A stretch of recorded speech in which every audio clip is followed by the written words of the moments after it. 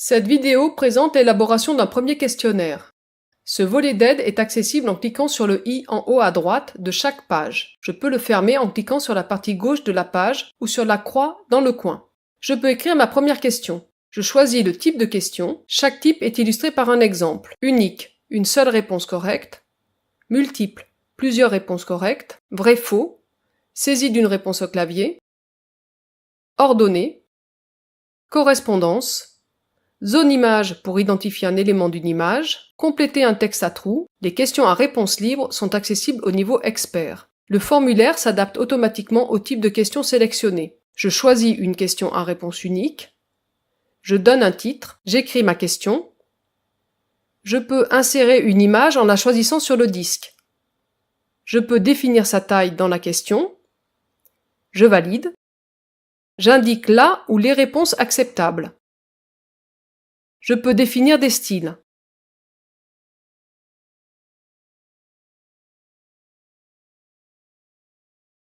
Ajouter ou supprimer une réponse se fait en utilisant le plus ou la corbeille. J'enregistre et j'écris une autre question.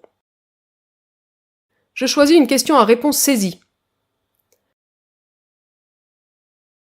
J'indique le titre et j'enregistre avant d'avoir rempli les champs. Un message me demande de corriger les champs erronés. J'écris ma question.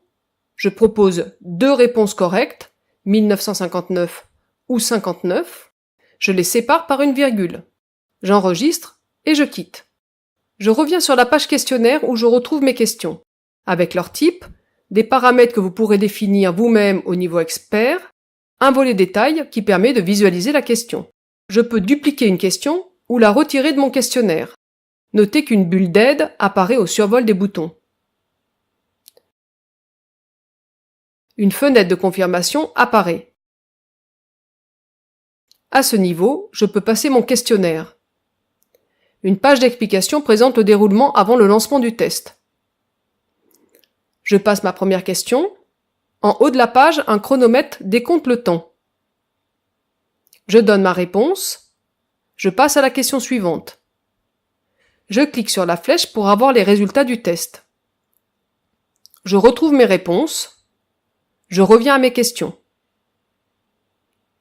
Je clique sur mon tableau de bord qui me présente une synthèse de mon questionnaire, avec des options par défaut, comme l'ordre des questions, des réponses et la gestion du temps.